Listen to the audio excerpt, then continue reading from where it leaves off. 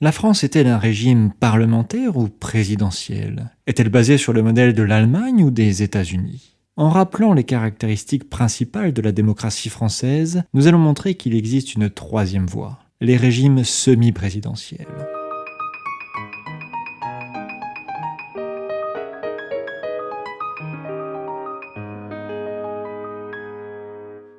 Contrairement à l'Allemagne et aux États-Unis, la France n'est pas une fédération, mais un État unitaire. C'est-à-dire que l'ensemble du territoire est soumis aux mêmes lois. Il existe bien entendu quelques exceptions à ce principe, telles que le régime de l'Alsace-Moselle ou encore certains territoires d'outre-mer. Selon la Constitution, l'organisation de la France est décentralisée, c'est-à-dire que certaines compétences sont laissées aux collectivités territoriales. Mais à la différence des fédérations, ces collectivités sont contrôlées par l'État. On peut aussi dire que la France est déconcentrée parce que certaines compétences de l'État sont exercées par des représentants, notamment les préfets. Le pouvoir législatif est exercé par un parlement bicaméral composé de l'Assemblée nationale et du Sénat. Les 577 députés sont élus pour 4 ans au scrutin majoritaire à 2 tours dans 577 circonscriptions, tandis que les 348 sénateurs sont élus pour 6 ans à la proportionnelle ou au scrutin majoritaire à 2 tours dans les petits départements. Les élections sénatoriales se déroulent au suffrage indirect, car seuls les élus locaux votent, environ 150 000 au total, essentiellement des conseillers municipaux. Le pouvoir exécutif est incarné par le Premier ministre, chef du gouvernement d'une part, et du président de la République, chef d'État d'autre part. Le président est élu au scrutin majoritaire à 2 tours, et le Premier ministre est nommé par le président.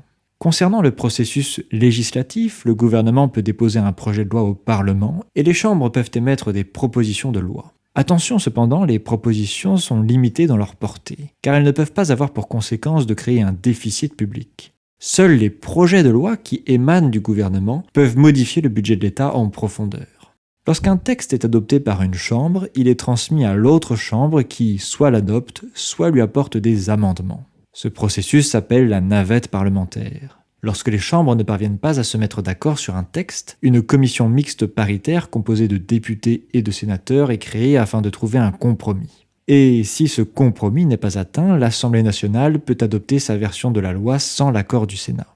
C'est pour ça qu'on dit souvent que l'Assemblée nationale a le dernier mot. Environ 30% des textes passent par la commission mixte paritaire et 10% sont adoptés par l'Assemblée nationale seule. Après cette étape, la loi est transmise au président pour promulgation. Bien, et comment qualifier le régime institutionnel français? S'agit-il d'un régime parlementaire ou présidentiel? Les pouvoirs ont-ils la faculté de se renverser l'un l'autre ou sont-ils séparés de manière étanche? En réalité, un peu des deux. Le Premier ministre est responsable devant le Parlement car il peut être forcé de démissionner si l'Assemblée nationale vote une motion de censure ou qu'elle ne vote pas un projet de loi passé dans le cadre de l'article 49.3 de la Constitution. En contrepartie, le président peut à tout moment dissoudre l'Assemblée nationale. Il y a donc une forme d'équilibre qui ressemble fortement au régime parlementaire. Cependant, le Premier ministre est aussi responsable devant le président de la République, car celui-ci peut le révoquer à n'importe quel moment. Bien que ce ne soit pas écrit dans la Constitution, il est de coutume que le Premier ministre qui entre en fonction remette sa lettre de démission au président. Or, de son côté, le président n'est pas responsable devant le Parlement, mais devant les citoyens, exactement comme le président américain. De plus, il possède des pouvoirs bien plus étendus que les chefs d'État des régimes parlementaires comme l'Allemagne. Il est chef des armées et possède des prérogatives importantes en matière de nomination et de politique étrangère. En dehors des périodes de cohabitation, c'est de facto le président qui mène la politique de la nation. C'est aussi la raison pour laquelle l'élection présidentielle a autant d'importance et d'enjeux auprès des Français. Mais comme dans le régime américain, la séparation des pouvoirs entre le président et le Parlement n'est pas complètement étanche, car il existe une procédure semblable à l'impeachment américain qui permet à l'Assemblée nationale et au Sénat de destituer le président sous des conditions très précises. Le système français a donc à la fois les caractéristiques du régime parlementaire et du régime présidentiel, raison pour laquelle on parle souvent de régime mixte ou semi-présidentiel. On retrouve ce genre d'organisation dans des pays comme le Portugal et la Corée du Sud, où le Premier ministre a une double responsabilité, devant le Parlement et devant le président de la République. J'espère qu'à présent, la notion de régime institutionnel sera plus claire pour vous, si elle ne l'était pas déjà. À bientôt pour de nouvelles curiosités démocratiques.